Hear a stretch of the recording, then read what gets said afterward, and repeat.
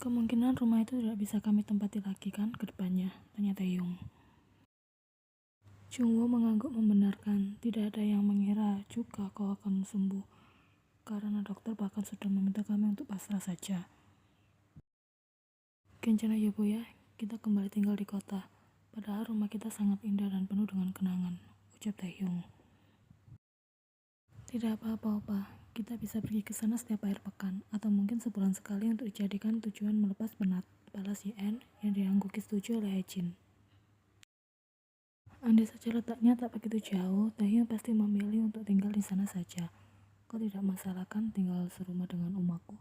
Uma jangan galak-galak pada istriku nanti. Opa ini bicara apa? Tentu saja tidak apa-apa. Aku malah merasa senang. Lagi pula Umuni tidak pernah galak padaku, jawab Yen. Jadi galaknya itu hanya berlaku untukku saja ya, gumam Taehyung yang memang hobi memancing rasa kesal sang ibu. Kau pandai menjelek-jelekan image umamu di depan istrimu ya, balas Haejin yang membuat tawa mereka pecah di sana.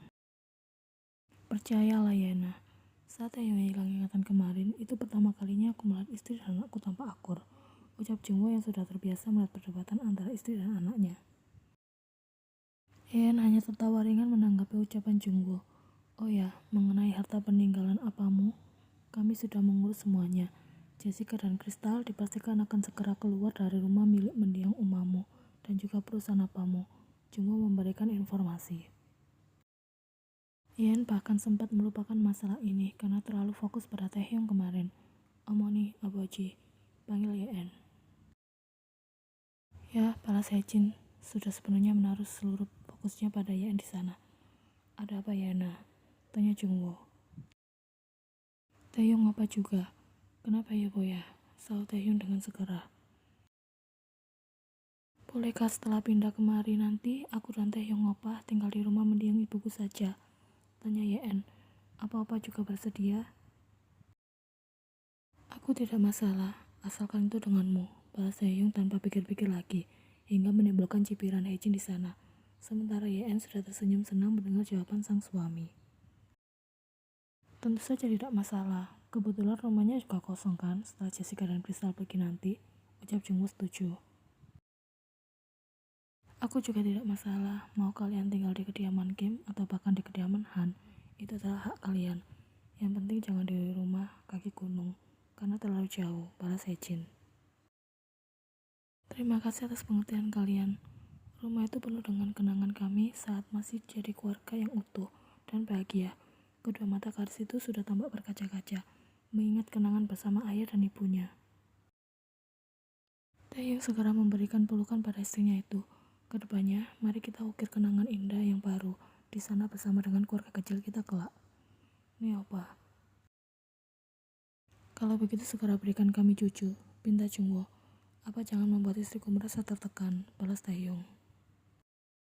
Sepertinya kau yang tertekan, Taehyung. Yen bahkan sudah pernah menjanjikan kami akan memberikan cucu yang lucu-lucu, ucap Haejin.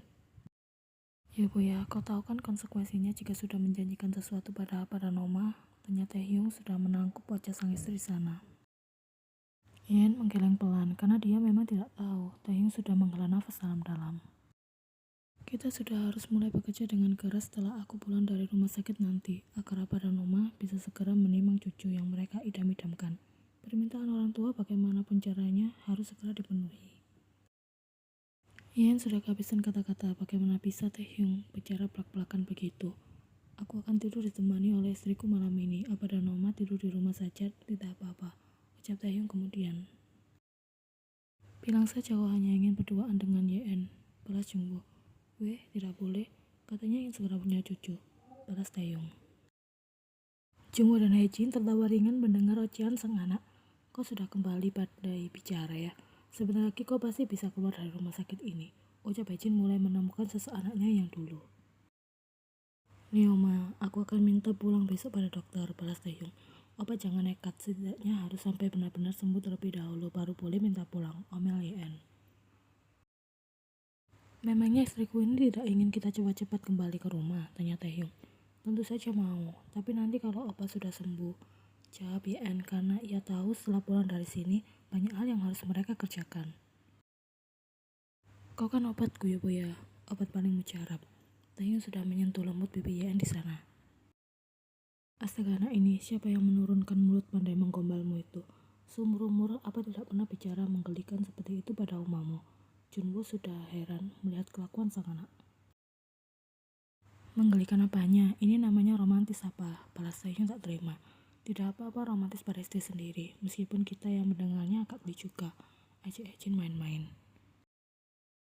Kau harus banyak-banyak bersabar punya suami yang bentukannya seperti ini ya Ena. Beringat Jungwoo. Kenapa Boci?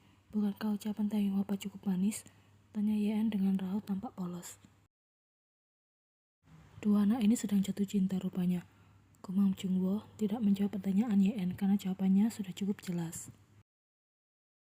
Sudah aku bilang kan Yobo ya, ayo kita pulang saja. Memang benar kata Taehyung, jika tidak ada yang perlu dikhawatirkan di sini, balas Hejin. Kita lihat Airin sebentar sebelum pulang, ajak Jungwoo.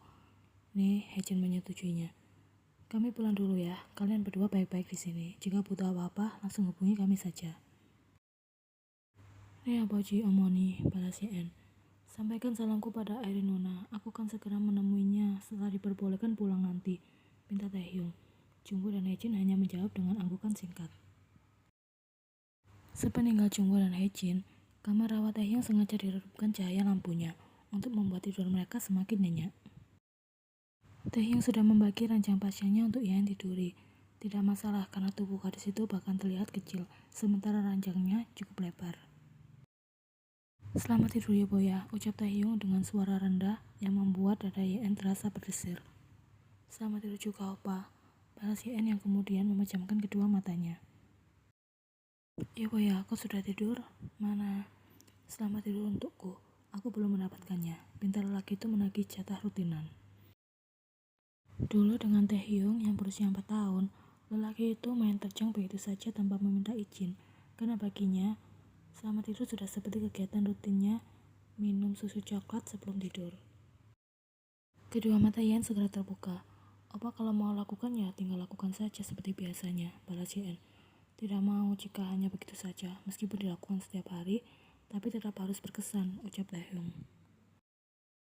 Tapi memang setelah ingatan Taehyung kembali, lelaki itu jadi sering memberikan skinship yang tak terduga. Saat Yeon tengah gosok gigi di pagi hari, lelaki itu tiba-tiba masuk ke dalam kamar mandi dan memberikan ringan di pipi sang istri, baru kemudian ikut bergabung gosok gigi bersama. Atau saat sedang mengobrol bersama, Taehyung yang mendadak merasa gemas sendiri tanpa ragu memeluk erat sang istri di sana. Menghujani gadis itu dengan banyak, ia memperlakukan Yeon seperti anak kucing yang tidak tahan untuk dibiarkan diam begitu saja. Melihat Taehyung yang tampak menunggu, Yeon kemudian bergerak untuk meraup sang suami yang disambut dengan baik oleh Taehyung.